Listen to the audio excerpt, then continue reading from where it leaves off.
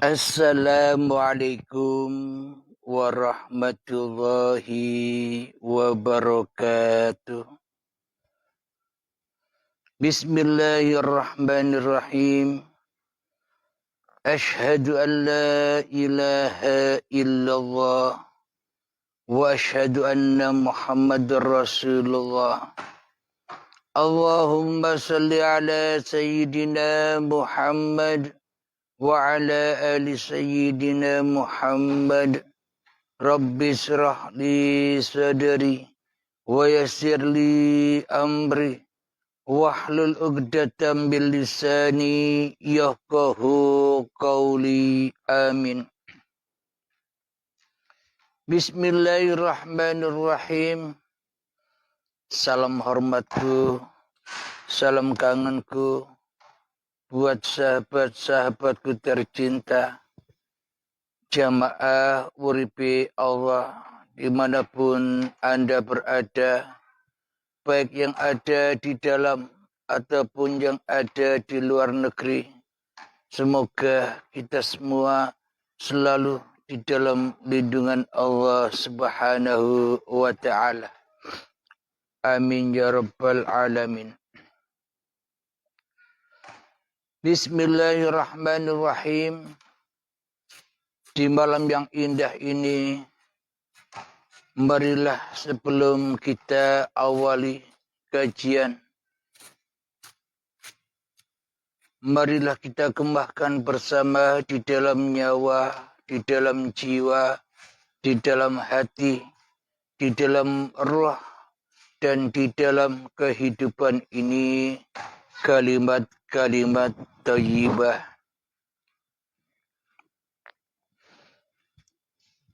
Subhanallah walhamdulillah wa la ilaha illallah wallahu akbar wa la hawla wa la quwwata illa billahil aliyil azim. Sadaqallahul azim. Kajian malam ini dengan judul Halim bersifat qiyamuhu, mohon maaf, wujud qidam baqa mukhalafatu lil hawadisi. Jadi Abdul Halim, saya bersifat mukhalafatu lil hawadisi, yang sebenarnya sifat-sifatnya Allah yang 20 saat ini kami ambil alih, diambil alih oleh masing-masing diri manusianya. Wujud yang mestinya hanyalah milik Allah telah kita akui sebagai sifat wujud diri manusia kita selama ini. Qidam dahulu sudah kita akui di dalam hati kita, kita lebih dahulu daripada Allah. Apa buktinya? Selama kita belum mengenal ilmu hakikat dan makrifat, Allah itu baru. Lama mana dengan kita? Dahulu mana dengan kewujudan kita? Kita belajar ilmu hakikat dan makrifat kan baru. Apalagi belum menemukan Tuhan. Berarti dahulu mana Allah dengan diri manusia kita, di hati kita. Selama hawa nafsu kita merasa diri yang paling wujud, yakni menjadi Tuhan daripada dituhani Tuhan, maka seluruh sifat-sifatnya Allah, sifat wajib yang 20, pasti teraku-akui, pasti terampas oleh manusianya selama ini. Sedangkan sifat muhal bagi Allah itu adalah sifat wajib bagi kita.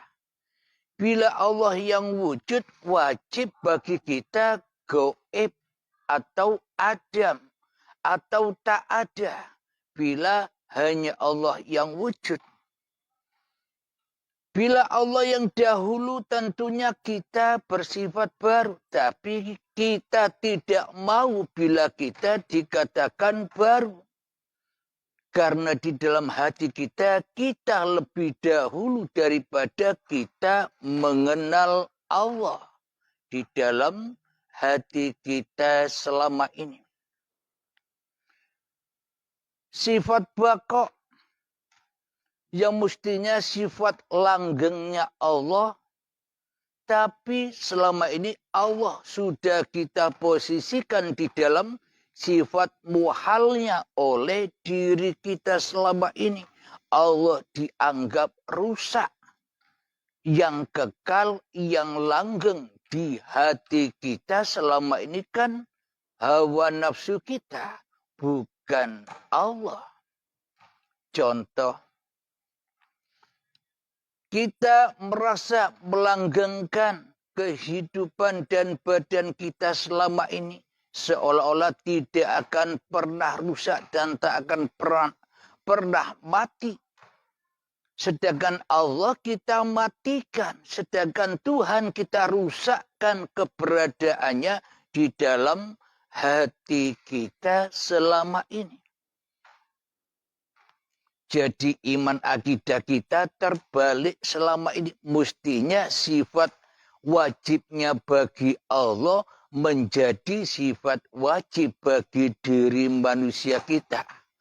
Mestinya sifat muhalnya Allah, tidak mungkinnya Allah itu untuk seluruh manusia, seluruh makhluk. Tapi kita telah memposisikan Allah sebagai sifat muhal itu sebagai sifat wajibnya Allah. Sedangkan sifat muhalnya diri kita dijadikan sifat wajibnya bagi Allah. Terbalik. Kenapa? Karena tak ada iman di hati kita. Kenapa? Karena kita belum bertuhan di dalam hati kita selama ini. Bertuhan kita selama ini hanya ala baju saja. Hanya ala syariat saja. Hanya ala manusia di dalam bertuhan. Akan tetapi di dalam bertuhannya manusia selama ini hakikatnya tak punya Tuhan. Bagaimana mungkin manusia punya Tuhan sementara yang wujud, yang nyata, yang hidup di dalam hatinya bukan Tuhan, tapi diri kita sendiri selama ini. Inilah sifat muhalnya Tuhan yang sebenar-benarnya untuk diri kita semua makhluk manusia. Tapi selama ini kita tidak mau memposisikan diri kita berada di dalam sifat muhalnya Allah. Tapi kita dengan angkuh dan sombongnya kita memposisikan diri di dalam sifat wajibnya Allah selama ini. Jadi sifat wujud, Halim bersifat wujud sudah diterangkan lewat YouTube. Halim bersifat kidam sudah dikaji kemarin. Halim bersifat baqo sudah dikaji kemarin. Dan kali ini mengkaji setelah sifat baqo mukhalafatu lil hawadithi. Halim tidak sama dengan makhluk. Halim tidak sama dengan barang yang baru. Apa maknanya? Contoh, Abdul Halim tidak akan rela hatinya, tidak akan pernah ridho hatinya bila Abdul Halim dikatakan sama dengan korek api ini.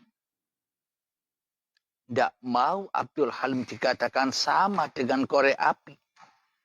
Karena korek api ini hal yang baru. Abdul Halim lebih dahulu, lebih kekal daripada korek ini. Di dalam hati Abdul Halim takkan pernah rela dan takkan pernah ridho bila rokok ini saya samakan seperti diri saya. Jadi tidak rela Abdul Halim ini disamakan dengan yang lainnya. Mukhalafatu lil hawadisi. Muhal. Sama dengan yang lain. Sama dengan barang yang baru. Di dalam hati Abdul Halim tidak rela dan tidak ridho bila diriku disamakan dengan adikku, dengan kakakku, dengan orang-orang yang selain aku. Tidak mau bila dikatakan sama. Kenapa? Karena di dalam hati kita selama ini berposisi menjadi Tuhan daripada berposisi menjadi hamba Tuhan. Dan sebaliknya sifat muhalnya adalah mukhalafatu lil hawadisi ikhtiyaju li ghairi, sama dengan makhluk. Jadi Allah, jadi Tuhan selama ini sudah kita nyatakan, sudah kita sangka seperti makhluk, seperti barang yang baru.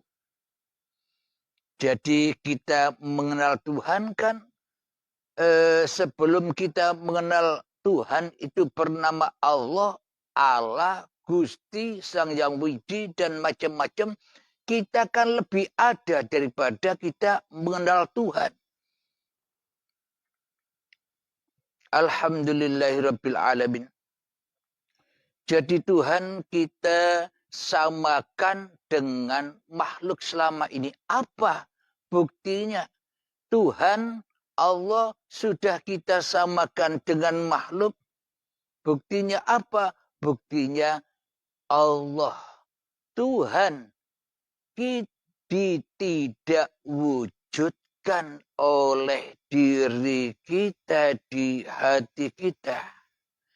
Tuhan, Allah, tidak hidupkan di dalam hati kita. Allah, Tuhan, tidak kuasakan oleh diri kita di hati kita selama ini. Inilah tanda bukti Allah selama ini, Tuhan selama ini kita dudukkan di dalam hati kita sebagai makhluk, sebagai yang tak ada, sebagai yang gaib, sebagai yang tak nyata, sebagai yang tak hidup, sebagai yang tak berkuasa apapun terhadap diri kita selama ini. Bila Tuhan, bila Allah tidak bisa berbuat apa-apa kepada kita selama ini, inilah bukti bahwa kita selama ini tidak bertuhan sama sekali di dalam hati kita. Bertuhan kita selama ini hanyalah ala imajinasi, angan-angan manusianya saja. Pokoknya aku percaya Allah ada.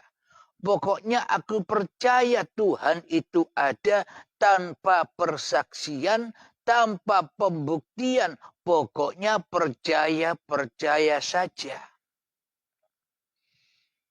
Sama halnya kita dibilangin oleh Pak Ustadz, "Wahai Halim, kamu tahu kopi?" Seumpama saya belum tahu kopi. "Kamu tahu kopi?" "Tidak tahu Pak Ustadz." Kopi itu warnanya hitam, manis, enak. Kamu percaya? Saya bilang, ya percaya saja.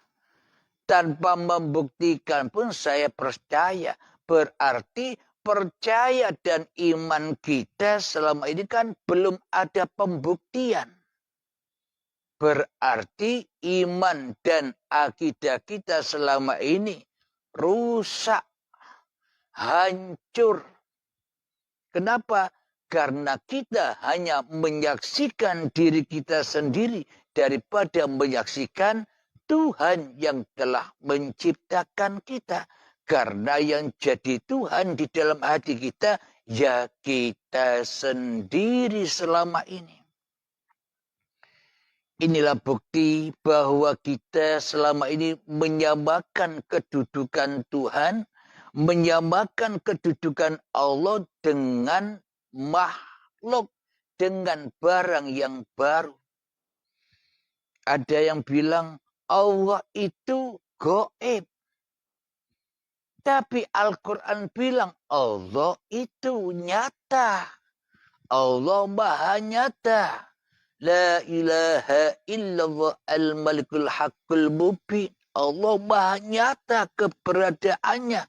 Jengleh-jengleh karena kata orang Jawa.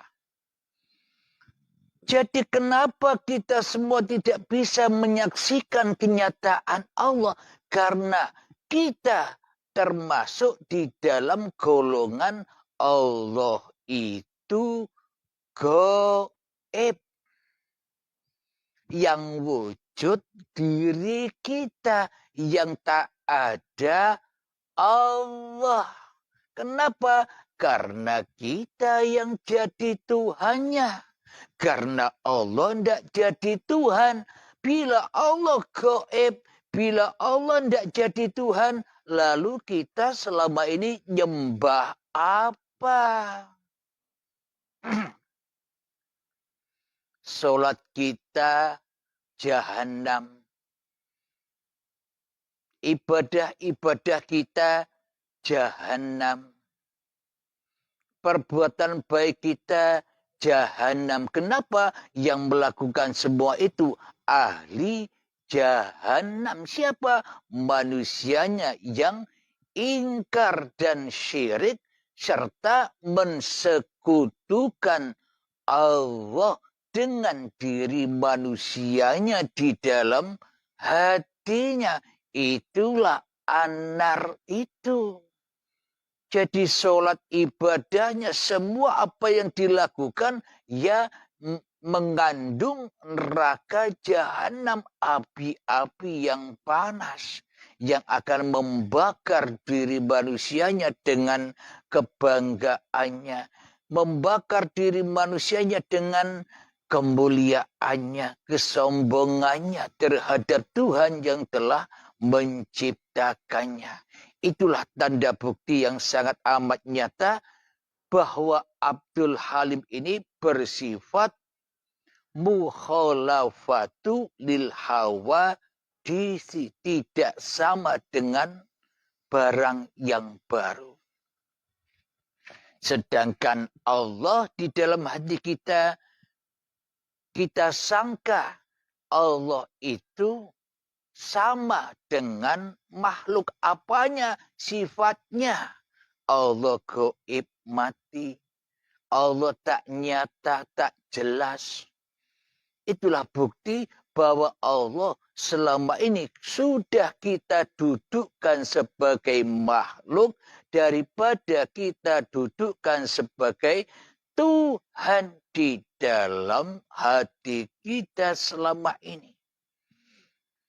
Alhamdulillahirrabbilalamin. Semoga jangan hanya melihat judulnya saja. Masuklah ke dalam, simaklah. Bila kita hanya melihat judul, ya tambah sesat, tambah menyalah-nyalahkan. Kenapa? Karena hanya baca bajunya saja. Tidak tahu isi bajunya. Karena baca manusianya saja, tidak tahu siapa yang merahasiai manusia itu. Alhamdulillahirabbil alamin. Apa buktinya? Allah itu kita samakan dengan makhluk selama ini. Ayo, apa buktinya? Logikanya, pakai akal pikir kita. Selama ini kita menyangka Allah itu laisa kamislihi syai'un.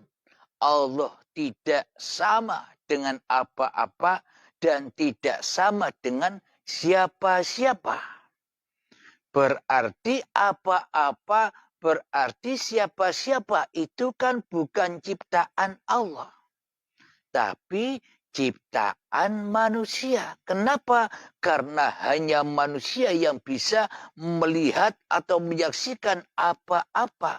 Hanya manusialah yang bisa menyaksikan siapa-siapa. Siapa diriku, siapa dirimu, siapa diri mereka, apa itu hayawan, apa itu tumbuhan, seolah-olah kita semua yang tahu.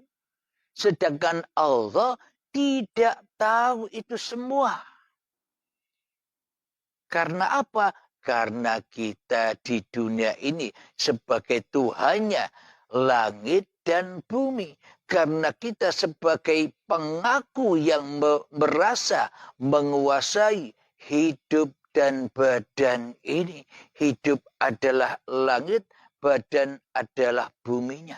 Kita akui semua milik kita dan diantaranya apa? Segala tindak lakunya kita. Segala aktivitas badan ini kita akui sebagai milik kita selama ini.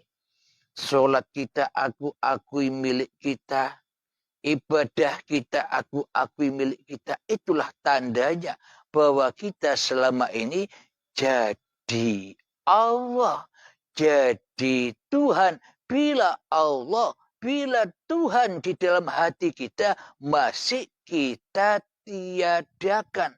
Masih tidak kita hadirkan kekuasaan dan kewujudannya.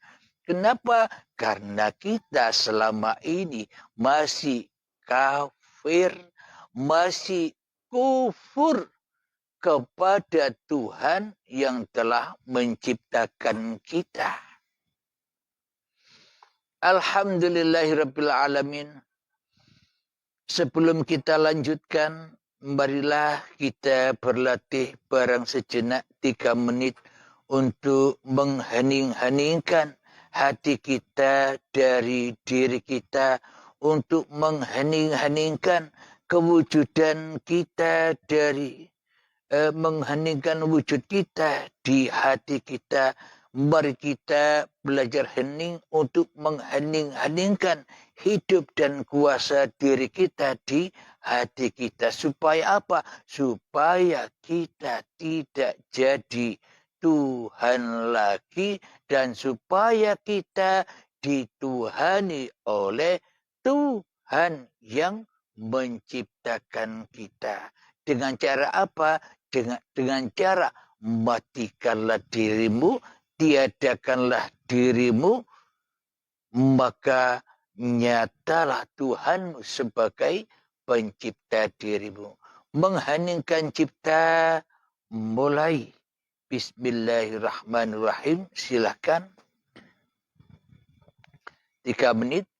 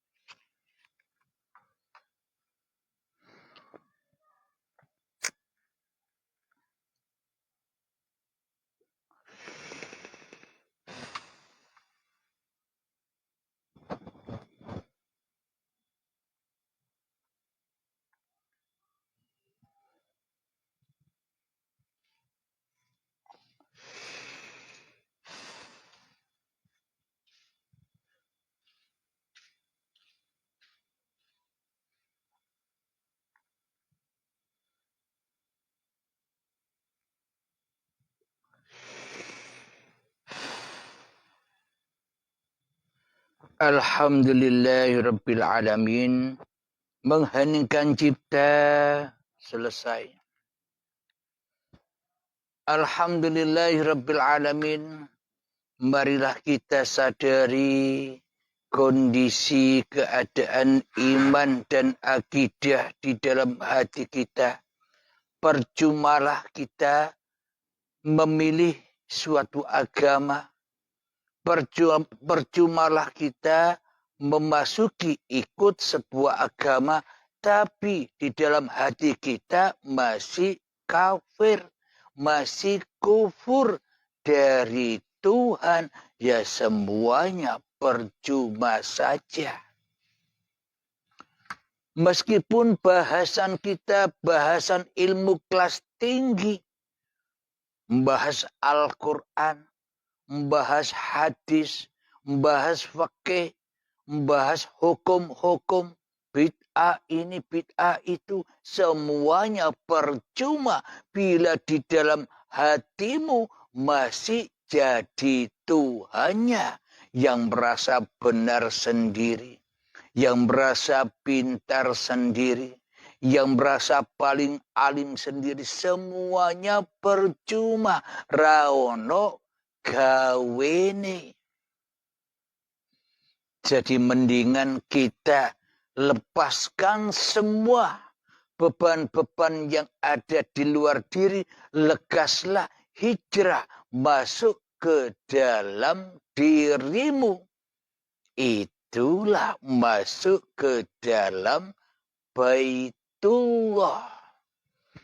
Bila di dalam hati kita selalu memandang bioskop, memandang di luar diri kita, maknanya kita masih di dalam anar, di dalam api-api neraka. Api-api urusan dunia, api-api urusan bisnis, api-api urusan pangkat, api-api urusan kebanggaan dan kemuliaan diri, semua itu api. Jadi kebanyakan manusia memilih masuk neraka daripada masuk surga. Sejatinya demikian.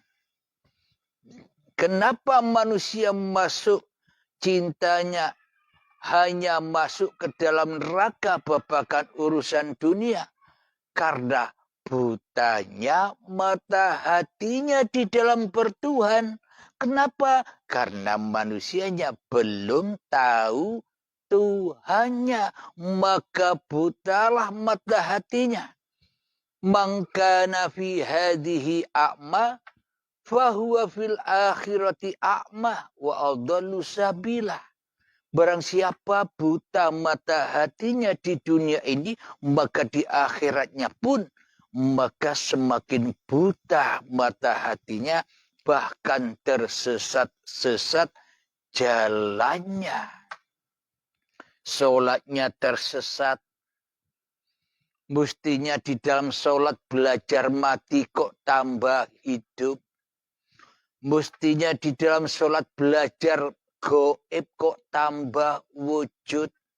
Mestinya di dalam sholat kita belajar melemahkan diri kok malah kuat. Kok malah bangga. Kok malah merasa mulia dengan sholat-sholatnya. Itulah karena butanya mata hatinya. Dan itulah tanda sholat yang tak bertuhan, ibadah yang tak bertuhan, berzikir yang tak bertuhan. Kenapa? Yang diingat di dalam hatinya bukan Tuhan, tapi hawa nafsunya sendiri yang selalu diingat, yang merasa berkuasa atas segala apa yang kita lakukan.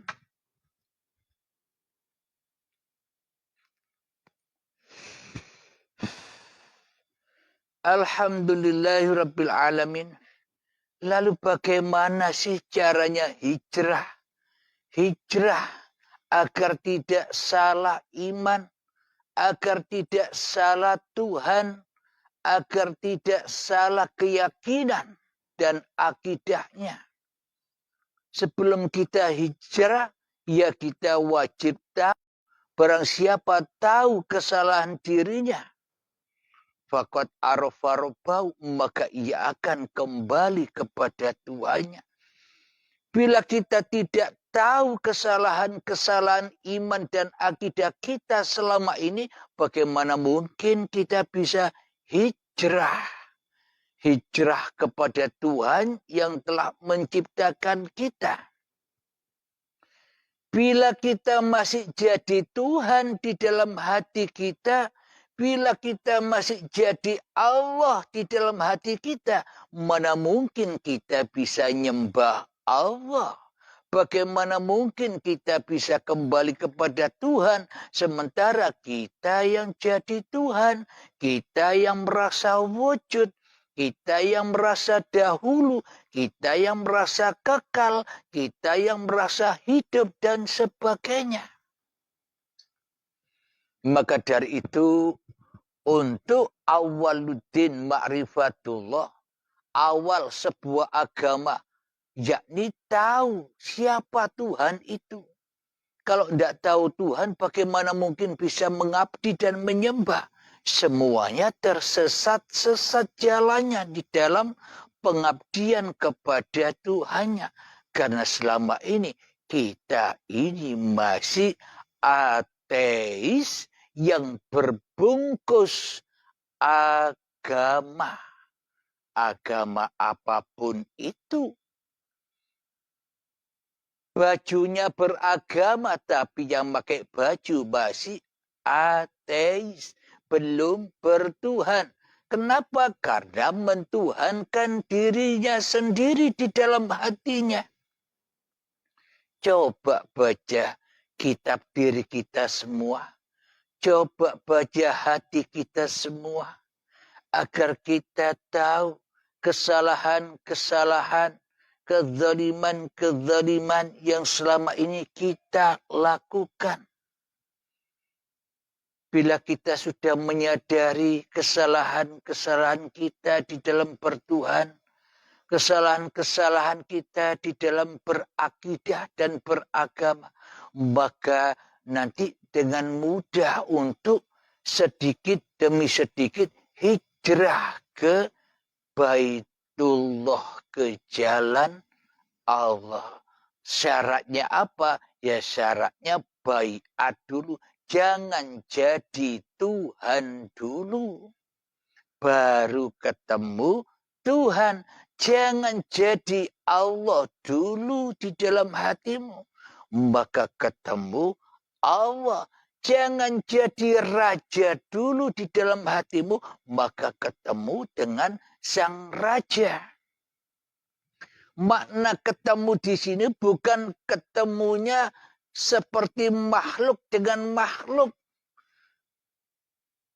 Maknanya berjumpa di sini bukan seperti berjumpanya antara Anda dan saya.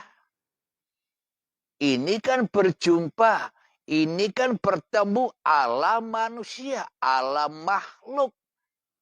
Tidak sama berjumpa dan bertemunya di sisi Allah. Maknanya bila ingin jumpa Allah, ya mati dulu. Matikan dirimu, tiadakan kewujudan dirimu, tiadakan kehidupan dirimu, pasrahkan kembali semua sifat wajibnya Allah kepada Allah dan pegang kembali sifat muhalnya Allah. Itulah sifat wajibnya seluruh makhluk di dalam sifat muhalnya Allah. Bila kita sudah tidak ada lagi di dalam hati kita, maka Allah lah yang wujud. Tapi jangan salah paham, ngaku-ngaku jadi Allah. Itu juga masih salah paham. Alhamdulillahirrabbilalamin.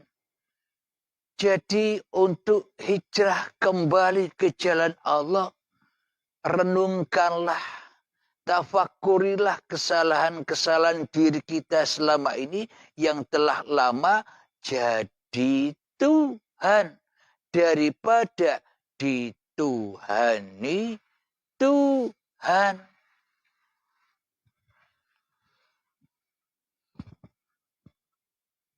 Selama ini kita semua, bahkan seluruh manusia sedunia, pasti menyatakan sesuai Al-Quran bahwa Allah itu laisa kamislihi syai'un, tidak sama dengan apapun, tidak seperti apa-apa, dan tidak seperti siapa-siapa, alias goib. Kalau goib itu kan berarti Allah tidak ada. Yang ada hanya diri kita. Bagaimana mungkin Allah wujud sementara diri kita yang paling wujud di dalam hati kita? Jadi yang dimaksud perjumpaan, menyaksikan Allah itu ketika kita sudah tak jumpa. Sudah tak menyaksikan diri kita lagi. Itulah jumpa Allah. Kalau kita bisa menyaksikan, masih bisa menyaksikan diri kita yang ngaku-ngaku jumpa Allah, itu kadzib, itu bohong. Mana mungkin ada dua Tuhan?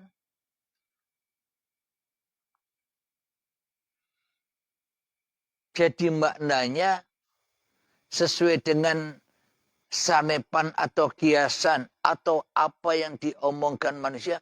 Kalau ingin bertemu Tuhan, ya mati dulu baru bisa ketemu. Nah, maknanya manusia takkan pernah bisa bertemu Tuhannya ketika manusianya masih wujud. Manusianya takkan pernah bisa bertemu Tuhannya ketika manusianya masih merasa hidup. Manusia takkan pernah berjumpa Tuhannya ketika manusianya masih merasa berkuasa atas hidup dan badan ini selama ini. Lalu selama ini kita nyembah apa di dalam sholat-sholat kita? Nyembah apa di dalam ibadah-ibadah kita? Coba kita tengok. Kita selama ini kan nyembah diri kita sendiri. Jeruk makan jeruk. Kita merasa mulia dengan sholat-sholat kita. Diperintah lillahi ta'ala, kembalikan semua kepada Tuhan, kok malah dirampas li nafsi. Ini sholatku, ini hidupku, ini badanku, ini ilmuku, ini amalku, ini kayaku, ini cakepku, dan sebagainya. Inilah yang dikatakan salah Tuhan. Jadi apa yang kau kerjakan dan kau upayakan, itu hanya jadi racun-racun di dalam hatimu saja. Daripada menolongmu untuk ke jalan Tuhanmu. Jadi amal yang bagaimana yang bisa menolong manusia untuk sampai kepada Tuhan amalan itu?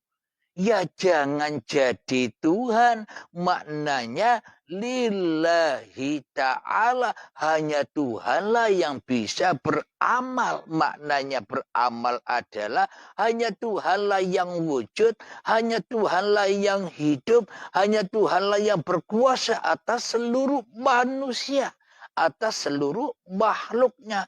Itulah yang dimaksud agama. Pasrahnya hatimu kepada Tuhanmu yang telah menciptakanmu. Agamanya siapa? Agamanya seluruh manusia.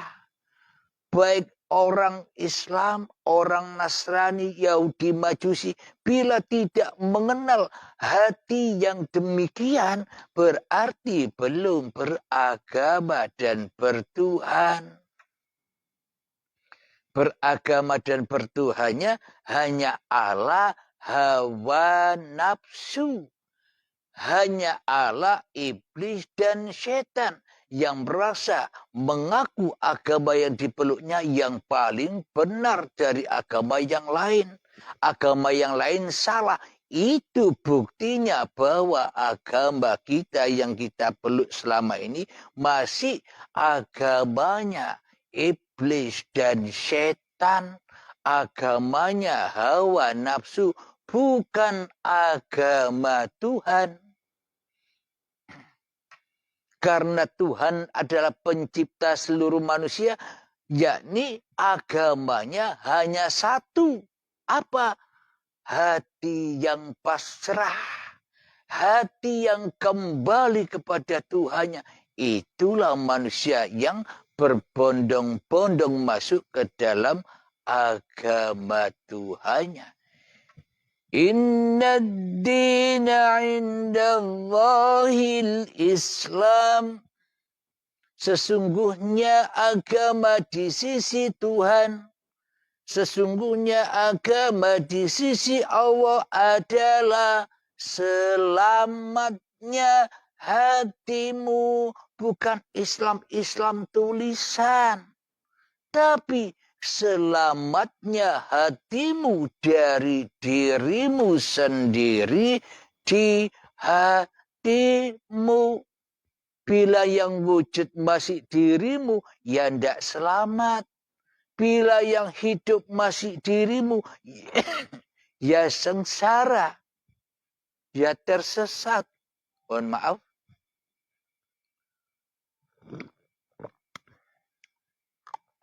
Bila yang ngopi masih dirimu, ya tersesat. Bila yang sholat masih dirimu, ya tersesat.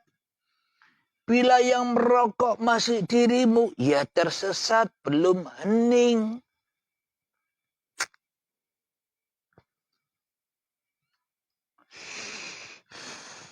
Kenapa kok tersesat? Karena amaliyahnya, karena ilmunya, karena wujudnya, karena hidupnya masih yang mati, ngaku-ngaku hidup. Manusia ini kan hakikatnya ndak ada. Manusia ini kan hakikatnya rawujud. Manusia ini kan hakikatnya rahidup. Apalagi kuasa. Inna sholati wa nusuki wa mahyaya wa mamati lillahi rabbil alamin. Mana yang milik manusianya? Gak ada yang milik manusianya. Duduk bukan milik manusianya. Merokok bukan milik manusianya. Kalau tidak ada uripe Allah, apa ada duduk? Kalau tidak ada uripe Allah, ada merokok. Kalau tidak ada uripe Allah, apa bisa makan, bisa minum, bisa sholat, bisa ibadah, bisa bekerja, bisa hidup sejak dari tanah sampai setua ini. Kalau tidak ada uripe Allah. Inilah yang kita buta selama ini. Karena kita selama ini sukanya berdebat-debat saja masalah agama dan masalah Tuhan di luar diri kita. Karena kita tak pernah masuk ke dalam diri, ya akhirnya terbakar di luar diri. Karena kita hanya nonton bioskop saja, tanpa tahu dari mana gambar bioskop itu berada. Dari mana kewujudan gambar bioskop itu ada. Jadi gambar yang di bioskop itu lebih wujud mana dengan filmnya, dengan proyektornya. Tanpa ada film dan proyektornya, ya tidak ada gambar, tidak ada alam semesta ini. Tapi selama ini seolah-olah kita yang menciptakan alam semesta ini. Apa buktinya? Kita merasa menyaksikan semuanya dengan kesaksian yang jelas. Seolah-olah kita ini Tuhan selama ini tanpa kita sadari. Alhamdulillahirabbil alamin. Inilah bukti bahwa kita selama ini bersifat mukhalafatu lil hawadisi, tidak sama dengan yang baru. Tidak sama dengan langit, tidak sama dengan bumi, tidak sama dengan air, tidak sama dengan udara, tidak sama dengan api, tidak sama dengan angin, tidak sama dengan apapun. Kita bersendirian selama ini. Itulah bukti kita selama ini mengimani, meyakini diri kita tidak sama dengan yang lain. Meskipun hakikatnya langit itu lebih dahulu daripada kita, tapi anggapan kita kan lebih dahuluan kita ketimbang langit. Kita sebelum melihat langit, kita tahu diri kita. Kita lebih ada dahulu ketika kita ditunjukkan, itu loh langit. Lah baru langitnya. Itu menurut hawa nafsu. Sholat saja lebih dulu mana dengan kita? Ya lebih dulu kita. Kalau tidak ada kita, ya tidak ada sholat. Kalau tidak ada kita, ya tidak ada langit. Kalau tidak ada kita, ya tidak ada bumi. Kalau tidak ada kita, ya tidak ada segala sesuatu yang kita saksikan selama ini. Jadi kenapa judul-judulnya di dalam paparan Uripi Allah ini ekstrim-ekstrim atau yang mengerikan, kata banyak orang. Kenapa? Agar supaya kita bergetar aras kita. Hidup yang kita akui sebagai hidup kita agar gonjang-ganjing. Kenapa kok gonjang-ganjing? Karena kita sudah merasa disadarkan oleh Allah. Disadarkan dengan paparan-paparan di dalam Uripi Allah. Sadar bahwa kita selama ini salah dalam beriman, salah dalam berakidah, salah di dalam bertuhan. Mestinya jadi makhluk kok jadi kholik. Sifat kholik kita akui sebagai sifat kita. Sifat makhluk kita tunjukkan, kita bebankan kepada Tuhan. Itulah buktinya bahwa kita menyangka selama ini Allah laisa kamitslihi syai'un. Allah tidak berkuasa apa-apa kepada apa-apa dan kepada siapa-siapa. Alhamdulillahirabbil alamin. Jadi Allah itu laisa kamitslihi syai'un, tapi Allah juga innallaha ala kulli syai'in qadir. Apa-apa, siapa-siapa itu tidak akan ada tanpa uripe Allah. Berarti apa-apa itu siapa? Berarti siapa-siapa itu pun juga siapa. Bila dirimu sudah tidak ada, maka tidak ada kontradiksi lagi. Tapi bila dirimu masih jadi Tuhan, bingung mas bro. Jadi selama kita jadi Tuhan, ya digodok terus di dalam anar, di dalam api-api kebingungan, di dalam mengarungi kehidupan ini. Maka dari itu ditunjukkanlah suatu agama apapun, nama-nama agamanya, yang penting di dalam hatinya seperti ini, apapun nama agamanya, Anda akan selamat di sisi Tuhannya. Pokoknya iman menyaksikan langsung Tuhan yang menciptakan kita dan menyaksikan langsung siapa yang dituhani, yakni diri kita. Itulah yang dimaksud syahadat. Meskipun tidak usah diomong, asyhadu an la ilaha illallah wa asyhadu anna Muhammad Rasulullah.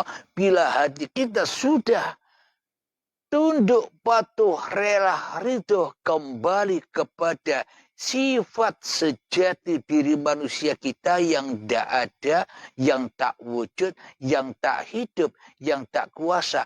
Maka itulah kita kembali kepada inna lillahi wa inna ilaihi raji'un. Itulah selamatnya manusia kembali kepada Tuhannya, siapapun orangnya, apapun agamanya, apapun golongannya, apapun alirannya. Bila di dalam hatinya sudah ada Tuhan, maka itulah yang dimaksud orang-orang yang mengabdi. Dan kemudian orang-orang yang mengabdi dimasukkan wadkhuli jannati, masuk di dalam surganya.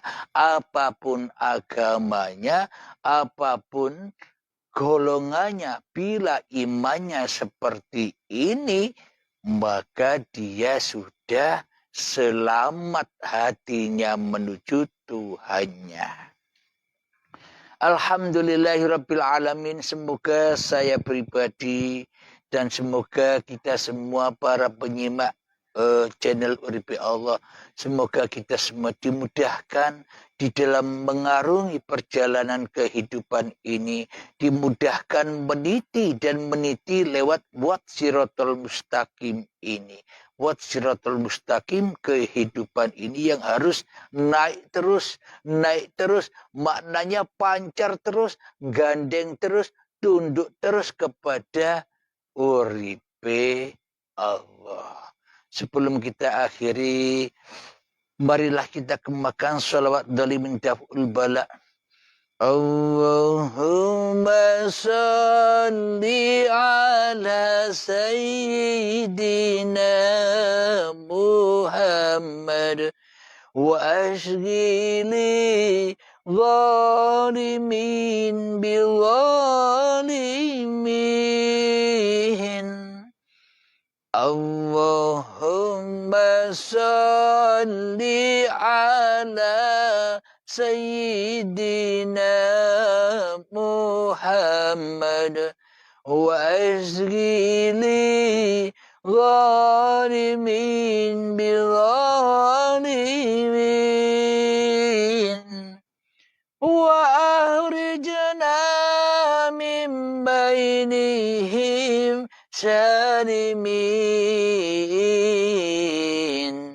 wa ala alihi wa sahbihi ajma'in.